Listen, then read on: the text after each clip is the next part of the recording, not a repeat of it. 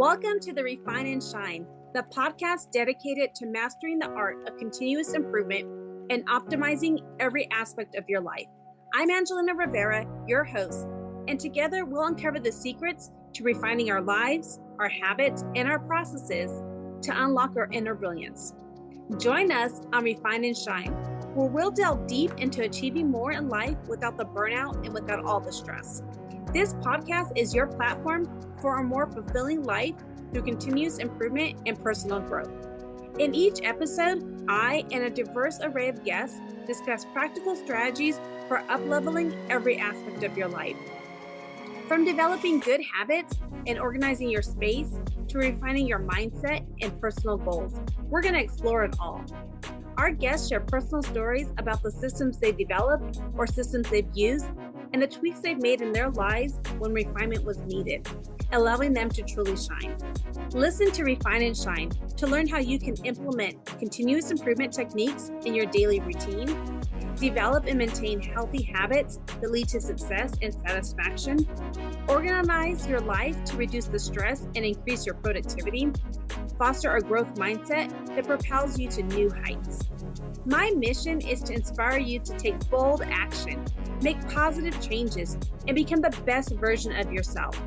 Whether you're aiming to elevate your career, nurture meaningful relationships, or enhance your overall well-being, Refine and Shine is your guiding light. With over 25 years of experience in continuous improvement, I help businesses streamline their processes, establish efficient work areas, and implement standard work protocols. I have trained over 600 individuals and teams in process improvement, optimizing workflows, and enhancing overall operational efficiency. Tune in every week as we embark on an enlightening journey, exploring paths to refinement and illuminating the way to shine in every area of our lives. Subscribe now and join us on this journey to polish your life and let your best self shine through. Thank you for joining us on Refine and Shine.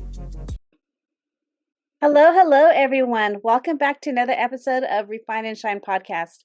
I have an amazing guest today. My guest today is Teresa, and she is a singer, a musician, and a podcaster, which her episodes are on A Positive Life Moment, which can be found on her website.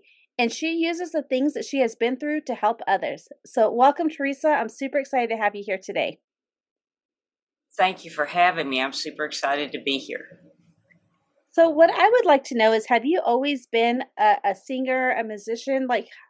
Has that always been part of your life? It has been off and on for the past 30 years. I'm just a lot more serious about it now than I was. I had made some promises to a few family members who are no longer here that I would continue my music because I had something traumatic happen, and I just stopped doing any of my music, my vocals, flute, and piano was what I was playing at the time.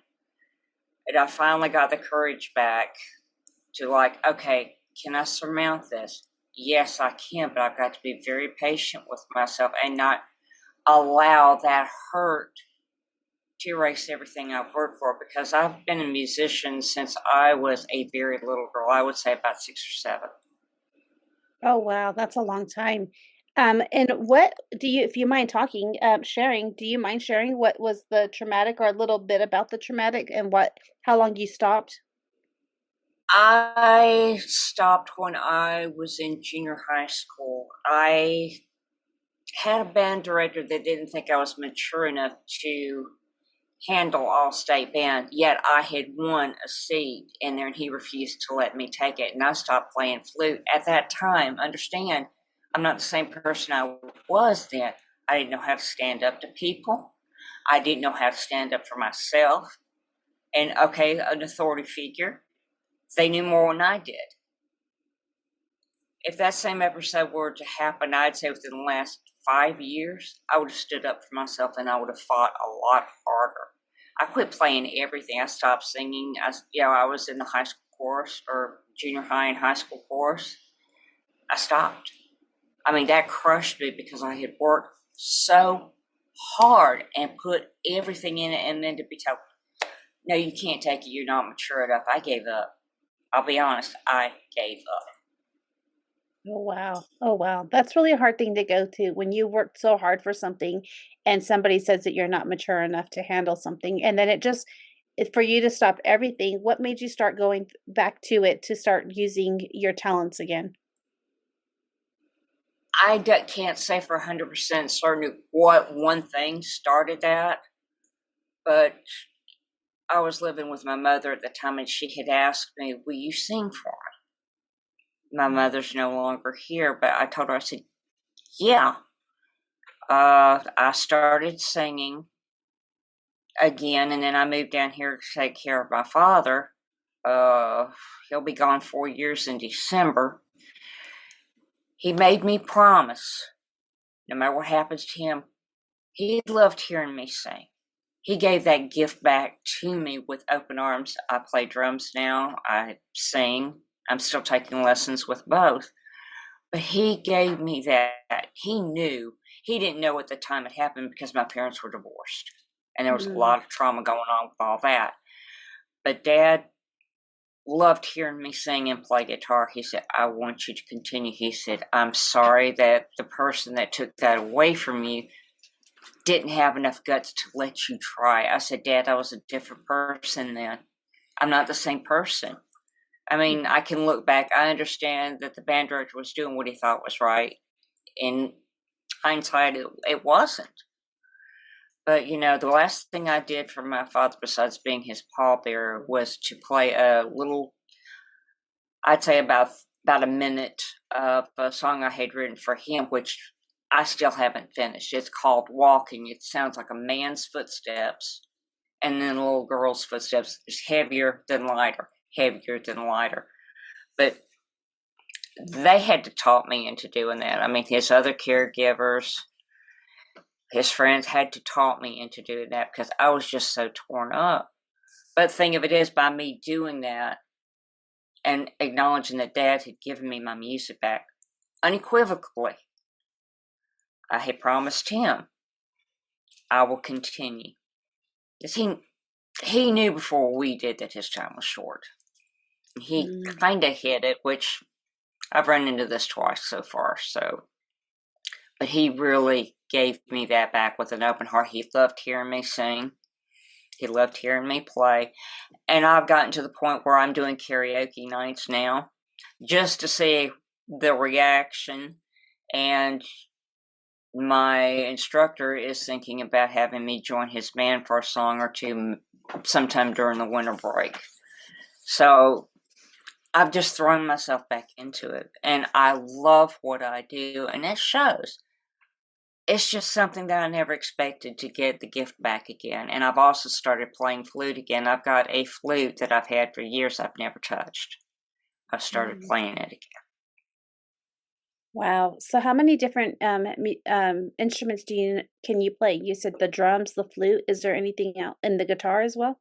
Yes, piano. And I know a little bit of guitar, not enough to be able to work in a band as of yet, but I can also add that. I just want to live and breathe through my music again. And I'm so blessed that Dad gave me that back unequivocally. I never expected that. He pulled me to the side one day and he said, "Diane," because my family knows me as Diane. He Mm. said, "Diane, what's going on?" I'm like, "What do you mean, Dad?" He said, "Somebody hurt you pretty badly in your music. Out with it." I said, "Dad, you can't do anything about it." He said, "Let me be the judge of that." I'm like, "Okay." I told him what happened. He said, "Diane, honey, I'm sorry." He said, "But you'll never find discouragement in this household." He said, "Because I will make sure that because I was taking care of him, somebody would spell me while I went to music lessons." And I mean, it's just been miraculous.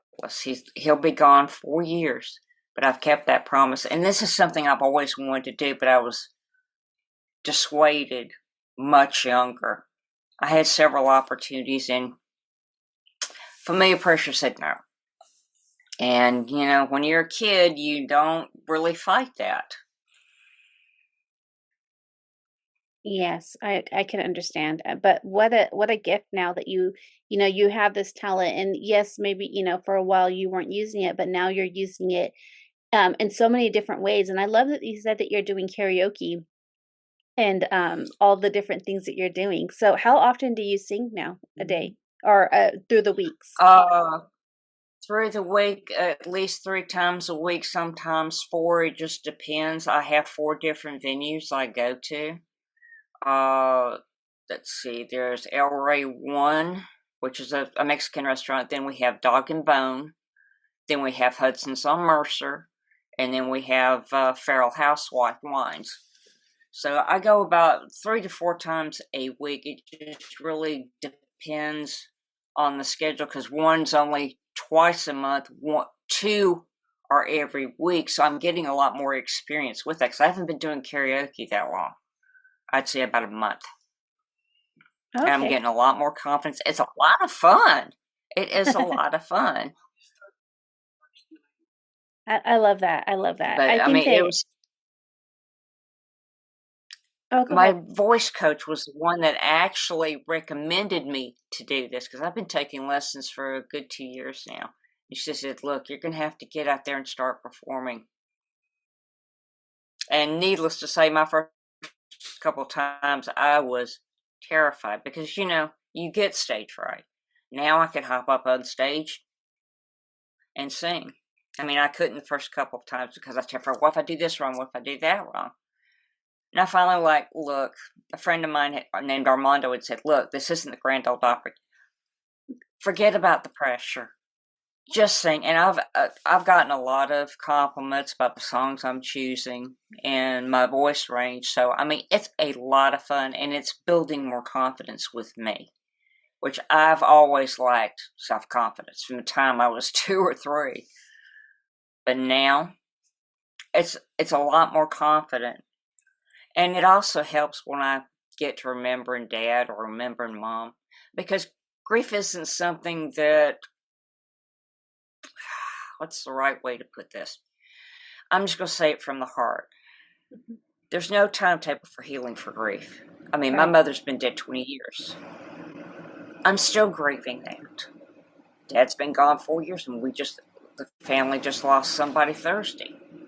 So, I mean, it's kind of like, how do I do that? How is the best way that I can honor them, my voice, doing the podcasts? So music has been my life, and I wanted to make it happen this time for myself without somebody telling me, no, you can't do this, you can't do that. I can do anything I want to do as long as I put my mind and a heart in it. We're all limitless beings, but we don't always see that. We don't always see that. Yes, I think I would agree with that, and I love that like you said, grieving it. There's no timeline for grief. I mean, we can grieve years. I had a dear my great grandpa when he passed away. I was 10, and it's been 35 years and I still remember the day like yesterday. I still grieve him for him. I Mm-hmm. miss him. I find that I do certain things. I'll eat certain things because it reminds me of him, and it's Mm-hmm. just the way it is. It's part of our healing process, and it's also just to honor their memory as well. And I love how you're singing and using your talents to honor your parents. And they're gone now, but they can. I'm sure that they can hear you They can singing and hear. smiling. Yeah. They can hear. They can hear. I have no doubt in my mind and my heart about that. Because, I mean, who knows? They could be walking right beside me now and I not be able to sense them. But yet, I have felt my mother's and my dad's presence. So I know that they may be in heaven, but they can also still look after us. We can still feel their presences. So, what kind of uh genre of songs do you sing? What is like when you go to karaoke? What kind of songs do you sing? It ranges from the old style country, such as Patsy Cline, Dolly Parton, newer country, such as Reba McEntire, 60s and early 70s songs, such as the Carpenters, arena rock, such as, for an example, I get a good reaction with Train from Blackfoot. I love stuff that is raucous, and I will also do Texas blues such as Stevie Ray Vaughan and Bonnie Raitt. It just varies. It really varies, but those are some of the songs I love singing because I can identify with them so much. I love that. I love that. And then with your talent, when you say you're playing the drums and stuff like that, are you playing for like a band? Or are you just playing to learn the instruments? I'm playing just to learn the instrument. My focus is eventually getting into the band. It's the same thing with my singing. There are several drummers that I admire, both male and female, who sing behind the drum kit, and I've been told that that's very difficult. I haven't been able to do that yet, but the opportunity hasn't presented itself either. Such as Sheila E. And Cindy, Carlos Santana's wife. She's an excellent on-fire drummer. Some of my male heroes would be Roger Taylor of Queen. There would be Wild McBrown of Dokken. I mean, I look to both male and female for inspiration because, okay, I'm not a guy, but hey, I can play just as hard as one. Don't ever let it be said that a female can't make that drum kit roar, because they can. Yeah, I love that. I love that. And then you said you're still doing your flute now again. Yes, I just started back on that actually 2 days ago. I'm relearning everything because I have forgotten in some ways, because last time I played flute was 1977. Oh, wow. So I'm having to slowly relearn, how to play, proper positioning and everything. But the more I do it, the more the memory comes back. Because, it's funny with our memories. Our brains tend to protect us from trauma. But yet, once you get the muscle memory in, it's as easy as riding a bicycle. You go knock the rust off. But once you learn how to do it, you really never forget it. And it's getting easier. It is really getting a lot easier. Yeah, I can still, like, I used to play the trumpet, and then I played the baritone. And I can hear, like, one of my favorite songs to play. I made it, I was in county honor band. I was on like lots of different things, but I stopped when it came to marching band in junior high. But I can still one of our favorite songs that we would play, like, for the different things, was Eye of the Tiger. And I can still hear Eye of the Tiger, and I can remember the movements of what I have to play, like, on the baritone, even though I haven't played it in 30 something years. It's just, you still have that, like, muscle memory, so to speak. That's true. Anytime you're in a marching band, because I was in marching band up until, like I said, I wasn't able to play flute anymore, so I dropped out of marching band. But yet I remember things such as Espana, and I remember the formations. It's amazing. And some of that has actually helped me with my drumming, because I remember the formations, even though I'm not training to be in like a college drum line. Mhm. But I respect anybody who's been on a drum line or who works on a drum line. I mean, I respect anybody that does music as their living. Period. Yeah. It's not an easy business to be in, from what I understand. I mean, I'm still on the outskirts of it, but I've got several friends that are in the music business, and I'm proud to call them friends. And they've warned me that, the higher up you go, be prepared for this, that, and the other. I said, well, I'm not there yet. Let me round, let me develop, let me grow, and then we'll worry about that. Yeah. I think that with, like, with the music industry, I know that, there's a lot of competition, a lot of that type of, and so, There is. but the thing is you never know unless you try, right? No, you could. I don't want to be on my deathbed and regretting that I didn't do this. That's the Exactly. main thing that's been firing me up. It's like, look, I'm not getting any younger. Okay, so what? Grandma Moses didn't start painting till she was in her 80s. Colonel Sanders didn't develop Kentucky Fried Chicken till he was in his 50s. Hey, what are you waiting on? Get off your duff, get out there, and let them have it. If they don't like it, hey, somebody will. Yeah. I mean, that's the confidence I have now. Now, 5 years ago, I wouldn't have been able to do that. I can now because I believe in myself that blessed much. So can we talk a little bit, like, how did you develop the confidence that you have today, from 5 years ago to who you are? How did you start to develop it? What did you do? What changes did you make to get the confidence that you have now? The first and biggest thing is learn to love myself. And that's something that is not taught. The first thing, somebody that I knew that read Louise Hay had said, do the mirror exercise. Look in the mirror, look in your eyes, and say, like, with me, Teresa Phillips, I love and accept you exactly as you are. Couldn't do it for quite a while, but I've done that more and more. And the other thing is understanding that I can say no. I can stand up for myself. I mean, I've listened to confidence tapes. I've talked to people. One of the main things I think that I've found that has been so hard is when you have a traumatic background, you have very little self-confidence. And it took me until my late 50s to be able to say, okay, I'm going to do this. And sometimes it's a hard decision, like, I'm not going to live like this anymore. I'm going to be the confident self. People can tell me no all they want, but it's on me. It's on nobody else.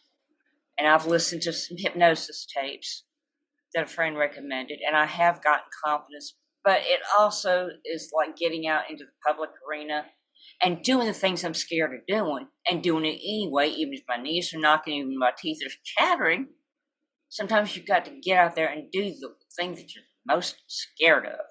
And believe you me, it ain't easy, it's not fun. But with that exposure, fear drops. And just tell yourself, look, everything is going to be okay. No matter what we've been through in our lives, everything will be okay. We may not think it's that way, but everything happens for a reason. That's one thing I've had to learn the hard way over the last couple of years, that everything that's happened in my life has built me into the person that I am today. I don't hate anything that I've gone through. There's no sense why poison yourself with hatred. Well, that's so powerful. I think that I can definitely relate to that. And I think that that's one of the, like going back to there's a lot of musicians out there. There's a lot of, talented people out there, but, we can't be scared to try and just go for it. And the same thing, like from where I'm at as being a podcaster, there's a lot of podcasts out there, but I believe that we each have a unique message. Like you have your own unique talent of way you sing, the way that your gifts are. We all are made uniquely. And what a disservice it is to not honor those talents that God gave us by not using them for the greater good. I also love how you are doing the mirror exercises. I think that that's so important.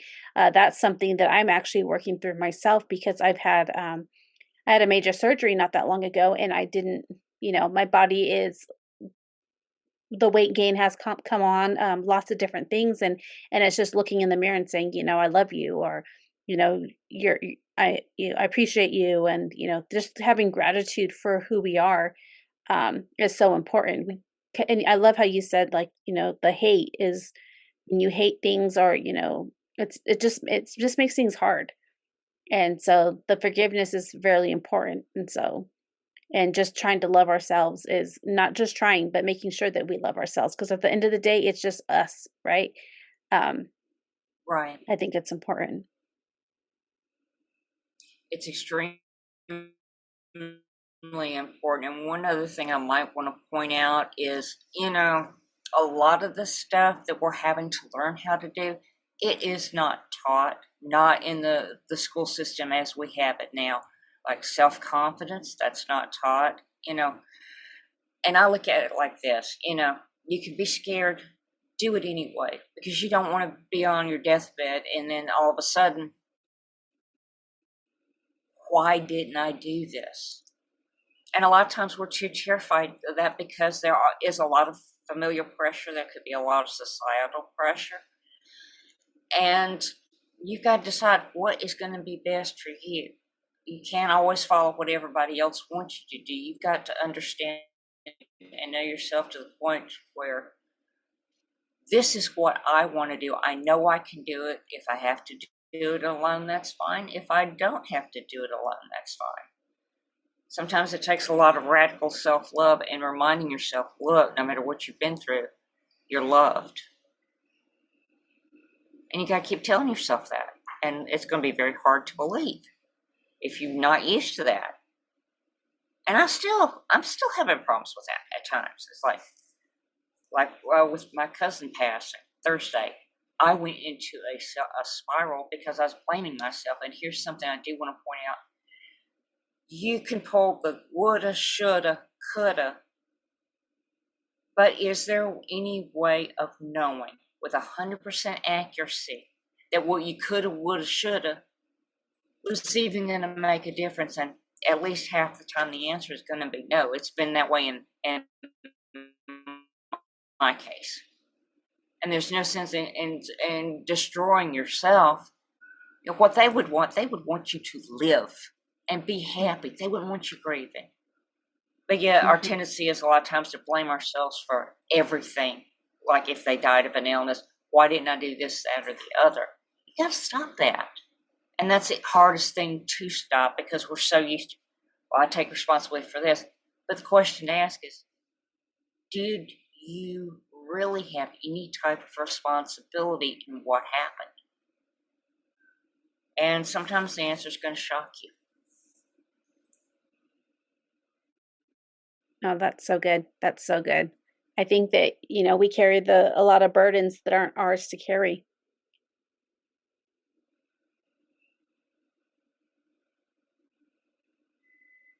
Very true. And a lot of times we try to, I guess, step in and try to take their burdens from them. It doesn't work. And you can't help somebody that doesn't want to be helped. I mean, you can try until the cows come home, but you're not making a difference, and they're just going to plant their feet in the earth even tighter. Got to understand sometimes you've got to love them from a distance, and there's nothing that you can do. It has to be their decision. Mm-hmm. That's what I've had to learn with this last loss. Yeah. Well, like I said, I'm sorry for music your is loss. A healer. Mm-hmm. I love that you said music's a healer. healer. And I'm sorry for every loss that you've ever said. Oh, love is a healer. Music is a healer. I mean, there's so many healers around, but sometimes we don't think to reach out for them. We close off. Like I did, when I had the issue with the flu, I closed completely off. I was no longer myself. And it takes courage to open up again. Yes. I'm so glad that you got the courage to open up. I'm so thankful that, you had loved ones tell you to sing again and to utilize your talents. I think it's so important to have that, that type of support. And maybe it can come, that you had that support where they knew what you had and were like, hey, can you sing again? And I'm sure it wasn't easy. It wasn't. There was no way I could have sung for my mother's funeral or my father's. I mean, I could play. I couldn't play for long, but what I played was enough. And sometimes that's okay. Just what we can do is enough. That's right. As we wrap up, I would love to, have my listeners, I want to make sure that they can connect with you on your website. Could you tell my listeners what your website is? I'll make sure I have it in the show notes as well. Okay, it's https://